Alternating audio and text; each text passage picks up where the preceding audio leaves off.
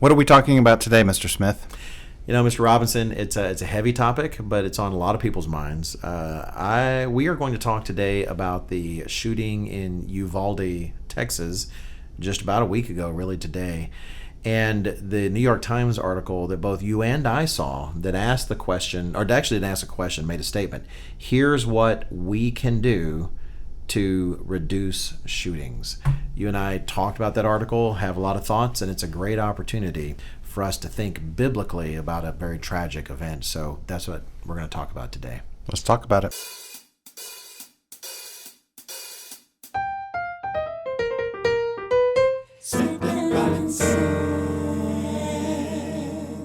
Hello, everyone, and welcome to the podcast again. And this is a pretty heavy topic for us to be talking about, but at the same time, we've talked. I think it was with Mr. Sandor. We sort of worked out what the thought process and the approach we wanted here on the podcast. Which, by the way, we hope to have on Spotify very soon. Maybe this one's even on Spotify. We're trying to work to get that on Spotify real quickly. Mr. Jonathan McNair has been a real help in terms of understanding how to do that.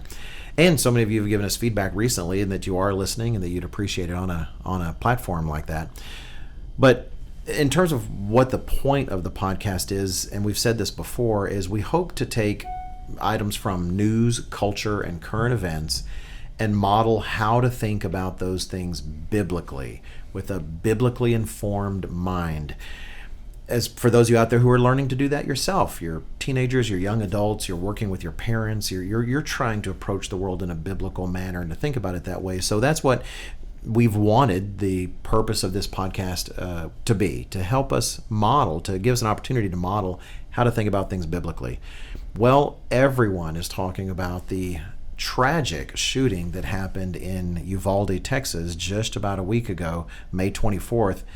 And if everyone's talking about it, then you guys, surely some of you are thinking about it. Many of you are still school age. And so we thought, this is an opportunity because so many people are taking advantage. I hate to say that word. I don't even mean it as negatively as it sounds, but advantage of this opportunity to try to press their particular political agendas in terms of there's ways they want the country to either change or remain the same. And when something like this happens, those political speakers tend to go into overdrive, which means that, frankly, a lot of thoughtful discussion that could happen, in particular, biblically based instruction, which you almost never see out there in the world, there's no room for that. And it's very easy to allow those thoughts to dominate our thoughts. And we don't want to do that. We want to make sure it's God's thoughts that dominate our thoughts. So we're going to be talking about that today. Any thoughts here at the beginning, Mr. Robinson? We can almost predict, to your point about the politics, what each side's going to say. Probably in particular, maybe I'm already showing my bias, but in particular, on the more left of the political spectrum, it's going to be pretty quick to let's get rid of all the guns. That'll solve all our problems. But I think what we'd like to talk about today is if we did get rid of all the guns in the United States, would that solve all our problems? Right. I think we can talk about that. It's difficult. It's too easy sometimes to try to blame one side or another. And there are different topics on which each side will sort of jump and turn that into their bandwagon. And to be sure, every time something like this happens, which again, for those of you, actually not again, I haven't said this yet, but for those of you not in the United States, we don't necessarily say again so much because it's not necessarily a phenomenon that takes place, at least not with the frequency it does here, in the United States. And I say frequency, there are bad statistics out there. That's one of the things you'll see. I saw one report that said there have been 27 school shootings since, I can't remember, was it 20 years? Regardless, it was a false statistic. They were using flexible definitions to make a claim that frankly wasn't true. Why? Because they have a particular agenda. At the same time, there are those who want to passionately support gun rights in the United States, and they have their own kind of knee-jerk responses, which is they don't want to look into any discussion of potentially changing laws concerning guns because, well, for cause in terms of their concerns. And this is going to sound really strange to say, but I've noticed they act very much like the pro-abortion industry, that when you want to talk about, they see a state, this is before, by the way, Roe v. Wade is still in place in the United States, so abortion is still legal in the United States as we make this recording. But if you have someone who's wanting to add some laws to restrict abortion somewhat, the pro-abortion people will rightfully suspect, I'm not even saying they're wrong, they'll rightfully suspect that that is meant to be a foothold in the door for vastly reducing abortion. And so therefore they fight at every moment, every little chink, every little weakness, and they push for abortion rights that are as extreme as possible. And you see, regardless of your feelings perhaps as an American who may be listening concerning the Second Amendment, you see the same thing. You see people that know that all these Hollywood types, all these influential individuals, they want to completely get rid of any kind of gun rights in the United States. And so they do the same sort of thing. They tend to put up a defense so that even if there's small talks of reducing some access to guns, they'll push back, and because they don't want to lose the entire right, and they know that many of those seeking those laws, that's actually what they would really like to do, that they're looking for a foothold. Which does bring up, Mr. Robinson and I talked about that some of you who aren't in the United States really may wonder why it's as big a deal in the U.S. Why are guns so attractive What's to with Americans? all the guns in America? Yes, And exactly. by the way, I looked it up, and there are a lot of guns in America. Give us some statistics, Mr. A Robinson. couple of statistics. So the United States far and away has more guns per 100 people than any other nation. So Really? U.S. has 120 guns per 100 people. So there's a surplus. The next closest is, interestingly, the Falkland Islands at 62.1. So That is you the can, next that's closest? So, okay, repeat that. That's how many guns for every 100 Americans in America? 120.5. Versus the number 2 is 62.1.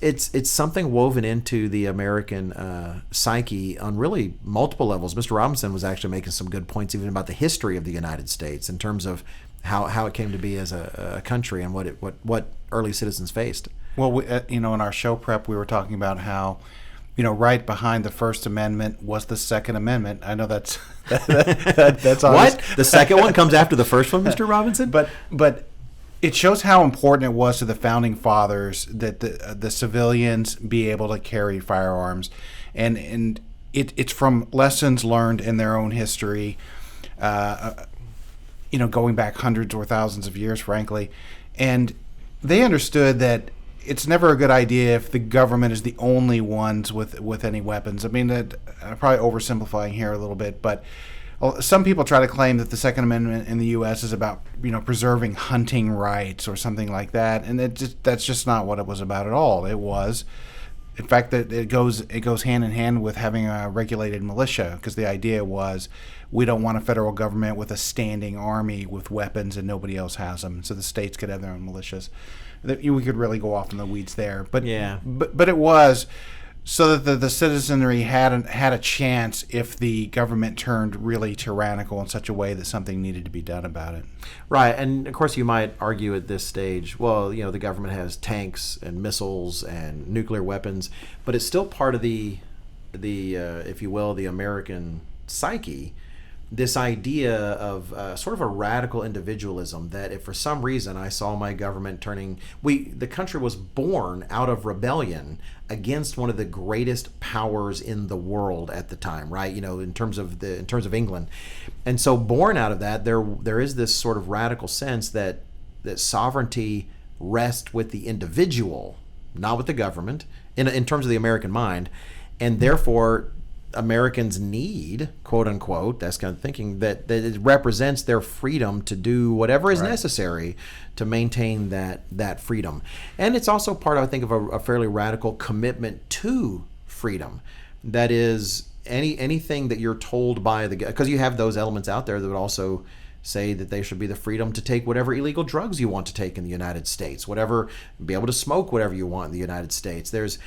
America was founded on some fairly radical principles of personal freedom in its day, and even though here we are well more than 200 years later, a lot of the vestiges of that still remain. Right, and I would argue even such like the libertarians in particular are let's have as few rules as possible. And but to your point, I feel like we're starting to suffer the consequences in our nation from having all this unbridled freedom. I've heard conservative pundits say, look, if you want to be on the edge of town and have all the drugs you want and have a homosexual relationship, that's what's that to me. That's no recognition apparently that will have an effect on the society. You weren't born in a tube. You have a mother, a father, probably sisters. You have family that cares about you. You have coworkers, something. You have an impact on society, whether you want to pretend like you do or you don't. And unbridled freedom in the United States to just do whatever you want, we're starting to reap the consequences of that. Oh, absolutely. In fact, this is a great opportunity. I'm trying to figure out what issue it's going to be. It is going to be the very next issue of the Living Church News coming out in July, so next month. It's the July-August issue, and we have an article from Mr. Mark Sandor, currently titled, it's still being edited, so this is the current title, Counterfeit Liberty. This sense of freedom, and we even talked about, I think, this on the podcast when he was on, this idea of freedom that in the end is actually enslaving. It's not actually liberty. It means liberty and freedom in our carnal world, but God reveals to us that it's not. It is actually a force of enslavement and is not freedom at all. Okay, then let's pivot to more of a biblically focused, godly answer, if you will, in our attempt to so what should be done? How do we resolve it? Here's the way I phrase the question that I think that we're trying to answer today, and it's what should be done to reduce gun violence in the United States. You could expand it to around the world, but clearly the U.S. has far more mass shootings than in other countries. Where should we start, Mr. Smith? Would it help to reduce the number of guns or limit them from, or more steps and more filters to prevent them from getting in the hands of people who are provably mentally unstable? Right.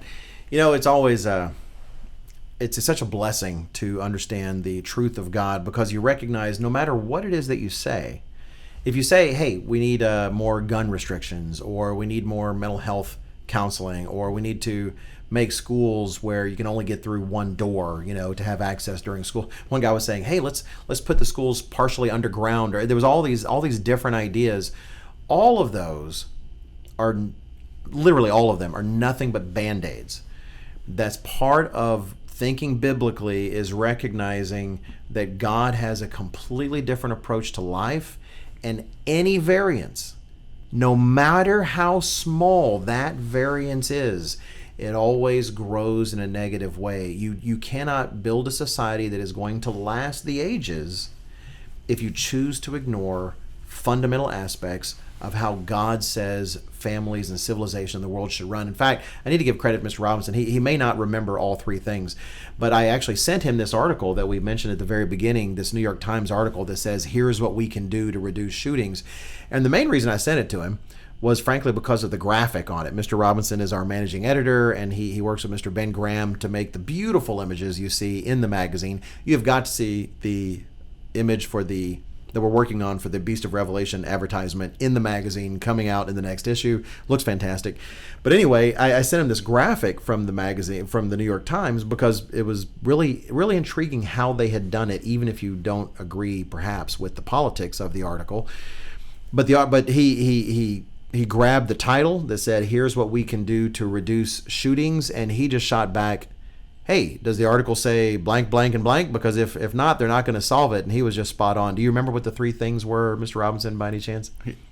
Only because I searched through the text and found it. Well, it's funny because, you said in the text, hey, that, whatever we think about the New York Times take, the graphics are cool. And I looked at it, and I could see enough of you already read it. The title was, what can we do to reduce shootings? And my brain immediately starts filling with, well, what have I heard politically? What do most other people who feel very strongly about this think that we need to do? And the right, the left, Fox News, everybody. CNN, everybody else, right? And my first thought was, nobody ever nobody ever discusses what should truly be done, and so it really was fairly off the cuff. And as I've read it again, it slightly overlaps. But I said, are her 3 steps: restore the family, raise your children morally and ethically, and have fathers more involved? Because the solution to the problem, I mean, listen, I know this is not an original take, but believe it or not, people were dying by the hundreds of thousands and in millions before guns were ever invented. Cain did not need a gun exactly, to shoot Abel. Right? Exactly. He found a stick or found a rock and did that. Alexander the Great had a military machine, and they went through and conquered most of the known world at that time, and they didn't need any guns to do it. So merely removing... You know what this makes me think of, Mr. Smith? It's like the podcast about Captain America and Civil War and the idea of how do we feel, what if somebody had superpowers? Well, how I feel about it is entirely based on their character. I mean, a good person with good character is going to use their powers properly. Judges, there's a big fight over getting your judges in your area, and state judges and federal judges and all that. And so what makes a good judge? If he has good character and good ethics and makes fair decisions based on the law, and that's even just man's law. And so it comes around to, like, is a gun a good thing or a bad thing? Well, depends on how you use it. Yeah. So, Mr. Armstrong, you say that all the time. It's not that things are often necessarily good or evil. It's the manner in which they're used, right?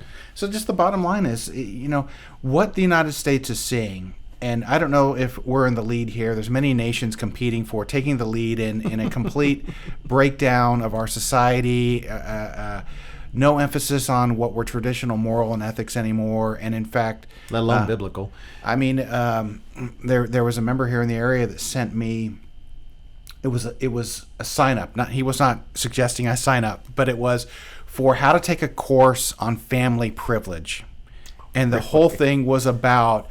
Boy, if you were in a family, you have family privilege. And was the solution to make sure everybody had family privilege? No, it was the opposite. The idea was recognize family privilege and level the playing field. Boy, if you can remember that article, I heard exactly the same thing, and this was years ago. It was a seminar. A whole seminar. This was a New York Times article, and they were talking about, it wasn't family privilege, but it was close. Essentially, it was like a parenting privilege. That you have some children in school that had stable parents, they had a married mother and father, and therefore they were doing better. And recognizing, that's not fair, Mr. Smith. Well, that's what they were saying. It's not fair to those that don't have a mother and father, and so they were trying to. The aim was, how do we equalize things? Not so much how do we help families stay together, but what do we do for the unfair privilege that those with stable families have. And it is the idea that it's a privilege really talks about it. Truly, it's true that it's something you didn't earn. You weren't born a wonderful person, and therefore your parents decided to stay together. But this idea that it should be discounted, that we should somehow that people who have the privilege that come from having a stable family should somehow not take advantage of that, or want to slow their children down, or hinder them in some way to make things more equitable. God actually wants to bless families that do what he says and stay together, and our civilization's turning to where we want to, let's do the opposite. Let's actually remove that privilege in some kind of way, which is just nonsensical. We've at this point, I don't even feel like I have to apologize for mentioning Jordan Peterson, but he's really come to appreciate many aspects of the Bible, and he's come to really appreciate the family, I think, in a way that he didn't even 5, 6, 7 years ago. Like, he's always been family-oriented, you can tell by the stories he tells. But he said, I just don't think you can divide society down any smaller than the family. So the family is the most basic unit. And what have we done? I mean, this has been going on for 30, 40, 50 years. If you go back to some of the shows, I was just talking to my wife recently again about, well, what were some of the messages of, I probably shouldn't mention specific shows, but All in the Family, they had many messages, but I was Lucille, what's that one? The Lucille Ball show? Oh, I Love Lucy? I Love Lucy. And it was the starting of making the guy seem kind of mean and tyrannical, and maybe we didn't always do the best job, to be fair, but it was that push men down to where you get in the time period we're in now, which is like fathers are not really valued anymore, husbands aren't valued anymore, and if you're going to take out, I have to figure out how I want to say that, but mom and dad are husbands and wives are the core of their family, and dad's a pretty big one. And if you're going to take him out, now the family is less protected, so the kids are vulnerable and out there. One of the articles I ran across, and if you'll indulge me for a minute, it's I think it goes to show how much our society is influencing us in a way that we don't realize, especially the kids. And we parents are not always doing it, and I would include myself with this, aren't always aware of the level of danger of the toxic material that's out there on the internet and frankly, what we would consider TV. And so I ran across this article that was in the Federalist, and the title of it is CBS Mini-Doc shows TikTok is a ground zero for kids learning about transgenderism. Mm-hmm. And I saw that just today. I haven't read it yet. Yes, but I haven't read it. And it indicts parents who are letting their children have access to these online apps and TikTok and things like that, and we're not protecting our kids. I have one quote I'd like to read from one of the children who was influenced by TikTok. This is a quote from the child in the article. I was watching TikToks while I was out of school because of the pandemic, she said, and I just ended up on the queer side of TikTok. I'm like, I didn't really know these people existed. Maybe this is who I am, she went on. At first I thought I was a lesbian, and then I'm like, that's not right. Maybe I'm non-binary. No, I don't think that's right. Trans? Yes, that's what it is. Right. 100%. You know, I actually will try to qualify. Part of why Mr. Jordan Peterson tends to come up is because one thing that's interesting about Dr. Peterson is that he's a secular expert. He's someone that's steeped in secular academia, and that everything he studied has led him to draw some conclusions that are not what you're generally hearing. We're not endorsing everything that he says. In fact, we've even talked, I won't mention more details, but of some individuals that we might know here and there that have actually taken some of what he said, but because they don't have the right basis, they've used his advice to go in wrong directions. Frankly, wrong directions that might even relate to some of this. Well, he would say that's not right. What was intended by my research. Right. Yeah. But what you've said about, looking at your points, repairing the family, restoring the family, it was Jonathan McNair, and I can't think of when he said it because there's another point that he made I want to bring up later in what we're discussing. But he was the first person I heard in the church, Mr. Jonathan McNair, that made this point in a way that it sank home. I don't think he's the first person to ever make it, but it sank home in a way with me where he pointed to 1 Timothy chapter 5 and read those verses where it says, this is Paul's instruction to Timothy. He says, do not rebuke an older man, but exhort him as a father, younger men as brothers, older women as mothers, younger women as sisters with all purity. And we're trying to create a culture that's more pure in terms of younger people in the church. And he highlighted that and used it as an example to show that it's God's intention that we learn how to deal with the entirety of the rest of society by our interaction with our family members. How do you learn to interact with your peers? Well, how did you interact with your siblings? How do you interact with your brothers and sisters? How do you learn to interact with women? How did you interact with your mother? Mm-hmm. You know, was there an appropriate respect? And how do you learn to interact with authorities in your life? Whether it's the police, whether it's teachers, whether it's anyone. How did you interact with your father? In particular, I would say your father, but your father and your mother. And that idea, what you mentioned earlier, that it's hard to break society down further than the family, I do think that's part of fundamentally what's wrong with society today is because we do want to go further and we see the individual as the foundation of society. And that's just not the way that God imagines it. The fundamental unit of society really does boil down to the family. And yet we're in a society where we're encouraging through various means the deterioration of the family. Part of what you're seeing on TikTok that's increasingly revealed because so many public school teachers are online now and just out there blatantly with their principles and their values, that they don't see any reason to defer to parents. We're not saying all teachers, but more than way we should more, be comfortable with. That's right. They see themselves as being desiring to be a greater influence, and even reversing some of the influence that parents have. Now, it's a broken world, and I'm not saying there's not terrible parents out there, but systemically, when your civilization begins to insert permanent layers between parents and children, that makes a difference. And you go all the way down to making divorce easier, making it easier for families to come apart instead of investing in them to stay together. Then you begin to see effects. You can't have that happen and not have effects in your civilization. And one of the things we've seen, particularly in the Western world, the U.S., Canada, England, Western Europe to some degree, but I don't think it's as bad as what we would consider the Israelitish nations.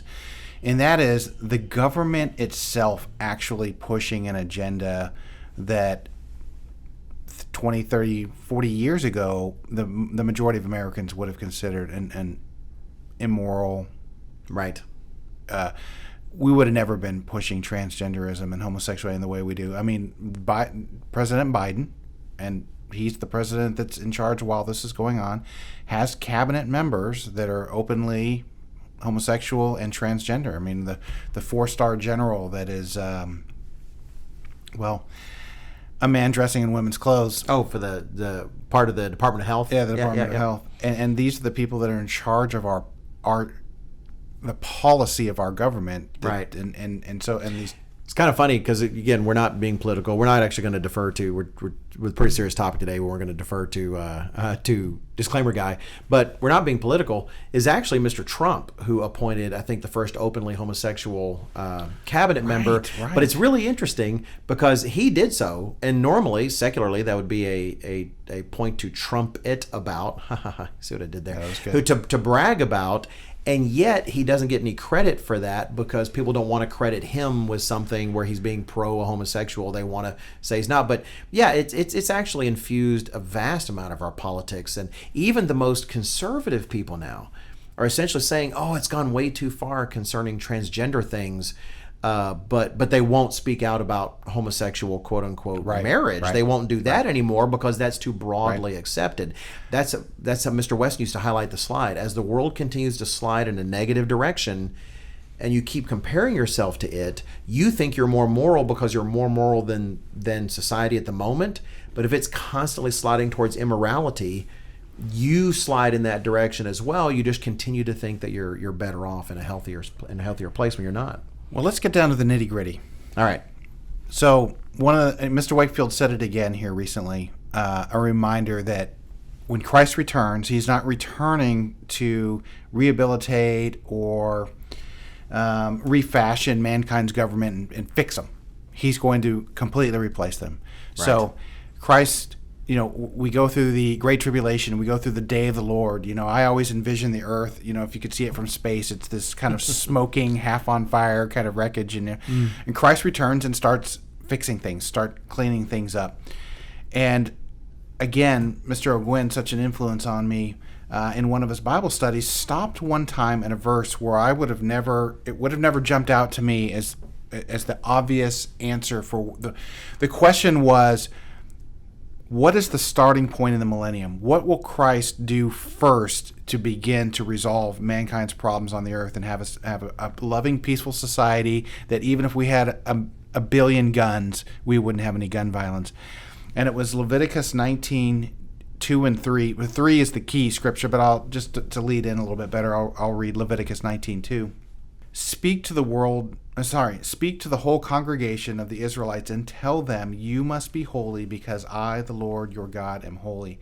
And in a sense, that's a summary right there. We all need to learn how to mimic God and be holy in our actions. But verse 3, what does it follow up with? It's the key point where this all starts. Each of you must respect his mother and his father, and you must keep my Sabbaths. I am the Lord your God. And so the family and the Sabbath are the key starting points where Jesus Christ begins to work with mankind and resolve our long-held issues and restore society. So not even restore society, that's not even the right way of putting it. And to build a new one. Yep, exactly. Do we have time for, I want to read an excerpt from his Bible study. Oh, yeah, feel free. He says, when we start teaching in tomorrow's world, we will have to deal with morality. A society cannot be stronger than its family unit. The family is the basis of society. Morality is the basis of the family. When you destroy morality, you destroy the basis of the integrity of the family unit, and you have destroyed society. Then you have the equivalent of a pack of dogs running down the street. Unfortunately, we have people who act like that. And that was 25 years ago. Wow. At least 25 years ago.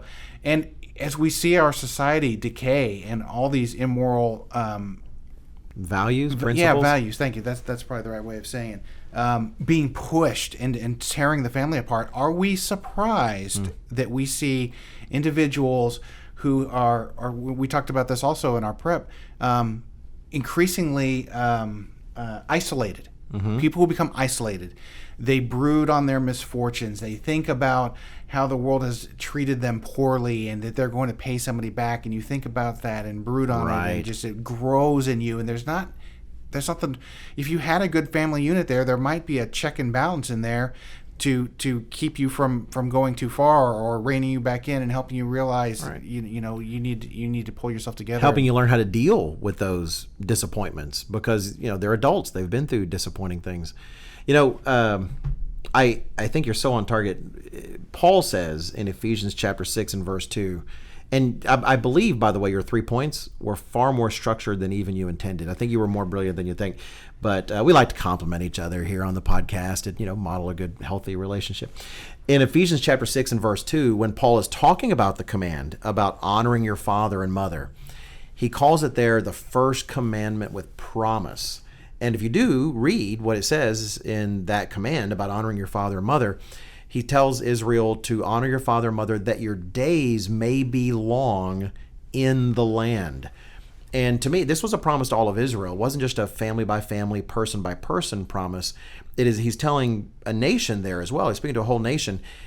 At least what I see in this is that when you start breaking that down, the integrity of the family and failing to honor your father and mother, it won't be long before the world is such that the land will spit you out. You won't even be able to maintain a civilization in the land, and you will be vomited out. In fact, in Deuteronomy chapter 28 and verse 18, one of the curses God tells Israel will come upon them as an entire people. He says, cursed will be the fruit of your womb. Cursed will be the fruit of your womb. In fact, I would be amiss if I did not mention that Mr. Weston has a telecast that we've aired at least since 2021 that had a provocative title. The title was, Will God Forget Your Children? And that's Mr. Weston trying to reach out to the world to say your actions have consequences. If you're going to allow your civilization to go in this direction, your children are going to be the ones who suffer for it because God is not going to be in a position to be able to intervene with them. There's the potential for actually a future irredeemable generation like you talked about. I do want to move on from this because, not move on from this, but to add to this based on the things you said in your text to me, the other day, because like Mr. Ogwin's comment about a pack of dogs. Part of what's interesting about packs of dogs is there's still structure. Right? There's a lead dog. There's the alpha wolf, if you will. And so there can be structure in a pack, but they're still monstrous. They're still just doing what they want to do. You had a structure in the 3 points that you made about actually solving America's problem when it comes to violent shootings and such. First, you said repair the family. That structure needs to be there. God designed the family to work a certain way. But it wasn't just stopping there. Your second point was to raise your children morally and ethically. That is, don't just be a family with structure. You have an obligation to raise your children in a moral and ethical way, to pass on what it means to love God and love your neighbor. I thought it was fascinating, the scripture you referenced concerning the beginning of the millennium and what God might invest in at the beginning to get that millennium started, mentioning to honor your father and mother and his Sabbaths. Both of those are acts of self-control. Honoring your father and mother means suppressing what you think is better, and honor, giving privilege to your father and mother for what they might think is better. That takes some self-control and some deference to those who love you, even when you don't necessarily see that. And the Sabbath is the same thing. You might want to do something else on the seventh day of the week. And God says, no, suppress those things just for one day and focus on me, the one who loves you and has certain things to share with you. It's not just a matter of getting the family structure in place, but also raising your children morally and ethically. And then the third element of the solution society needs is having fathers be more involved.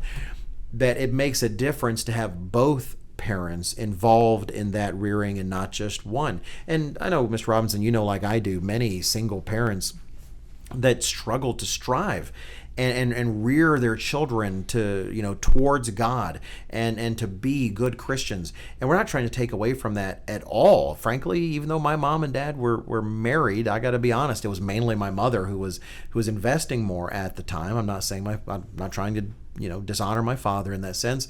And so we have people that it would, through no control of their own, even through widowhood or losing a spouse, find themselves alone in that regard. But we have an obligation then to still teach that God's model for a full family includes both a husband and a wife in that sense. And therefore, it alerts us to know, well, here's a gap I need to fill. If for some reason I did not have my wonderful wife still alive with me, then I'd have to be mindful of the fact that my children need to know how to interact with women in the world. They need to know what it means to care for others, frankly, in a way that she would do better than I would. But the same thing with fathers. And part of why I believe, you can let me know if I'm wrong, you were motivated to say, have fathers be more involved, because our world is constantly trying to convince us that fathers aren't necessary. And people have gone through many of these mass shooters and other kinds of shootings and found astonishingly how frequently it is that there is no, not all the time, but how frequent it is that there's no real father involved. And I remember a Twitter argument, I say argument, I think it was rather civil on my part, with a woman that I got into, who we were talking about how studies show that intact families are so helpful for children, where there's a father and mother present. And she was an activist, and she kind of was pushing back, had a few thousand, about 12,000 followers, and was saying that no, fathers aren't necessary. You know, a woman just needs support. So I would comment, well, you know, if there's a father present, then that would provide support. So you must be pro-fathers. She goes, no, it doesn't have to be a father. It just has to be, say, a grandparents. Or has to be. I said, well, okay, I don't get me wrong. I agree there's nice support from grandparents, but don't you agree that encouraging fathers to hang around would also be helpful? She goes, no, absolutely not. You know, it just funds. You know, if the government provides funds, you don't need a father. And I said, okay, from what you're saying the gender or sex doesn't make a difference. It can just be mothers, you're saying. But aren't you also saying that if the sex doesn't make a difference, then it could be the fathers with a missing mother? And then she completely cut out, because she realized her argument wasn't just you don't need fathers, but her argument was also saying you don't need mothers, and she wasn't willing to back that up because there's an anti-necessity of father vibe, at least in our civilization in the U.S., and that's why I think we have to make that point explicitly. No. Part of the solution to problems like this that Jesus Christ will make sure is in place is that fathers are involved, that families are intact, and you have a father who's able to help his children and model for his children. Here's what right authority is like in your world, but even when it makes mistakes, because Mr. Robinson, though you may be different, I have made mistakes as a father. And so my children have had the opportunity to learn, how do you deal with your government? How do you deal with authorities in your life whenever they're not perfect, because I am not perfect. And God's going to make sure that families, intact families in the millennium, provide those examples. So much to unpack there, Mr. Smith. Well, first of all, if I ever wrote my memoirs, which will never happen, but the title was going to be Everything I Learned is Because I Did It Wrong the First Time. There's our next booklet, everyone. We'll be publishing the booklet by Mr. John Robinson, Everything I Learned is Because I Did It Wrong the First Time. It actually was genuinely a breakthrough in my life somewhere around in my mid-20s when I realized I didn't have to make like every mistake that everybody else always made, that I could actually learn from other people's experience. You know, so since we have this emphasis on looking at things through the lens of the Bible, to me it goes all the way back to the Garden of Eden. And we don't have time to go through the account thoroughly right now, but one of God's main indictments against Adam was he didn't do his duty as head of household, as the husband. I mean, they didn't have kids yet, but that they still had formed their own family, and he didn't protect Eve from the serpent. And it's much deeper than that, and we don't have time for it. But the first lesson we learned was Adam not really doing his full job in protecting the family the way he's supposed to. The National Organization of Women, I was trying to look up the founder of it, or the most prominent Gloria member. Steinem? Yeah, Gloria Steinem. Gloria Steinem. She had a famous saying that, a woman needs a man like a fish needs a bicycle.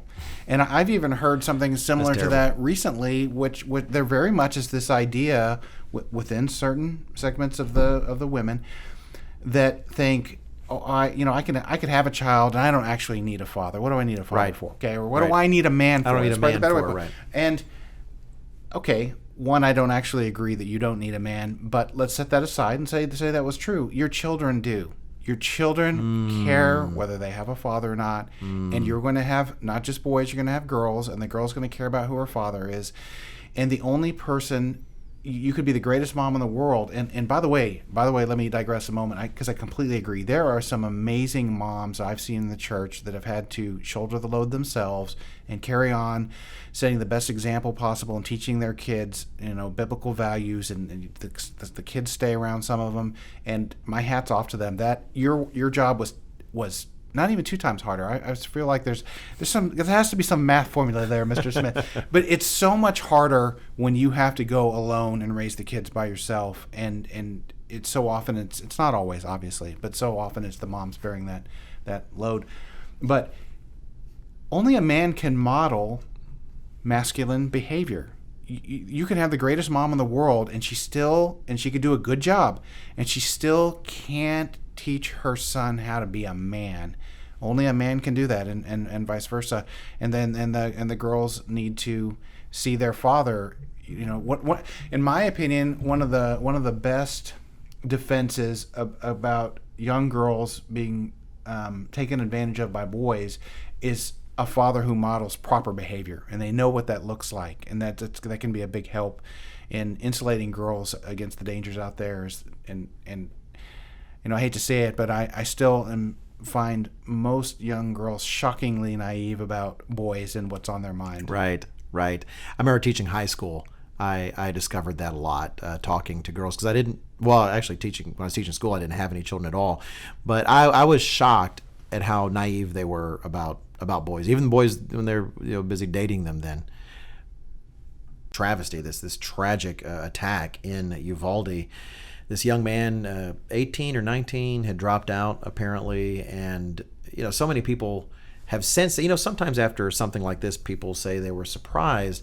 Here, there were so many reports that they did see someone who seemed to be descending into, various states of mind that caused them concern. And yet, I've been trying to keep an eye out, and there has not been much reporting of his motives. But it did prompt me to say we're in a terrible time for young people in the United States. You see suicides continuing to grow.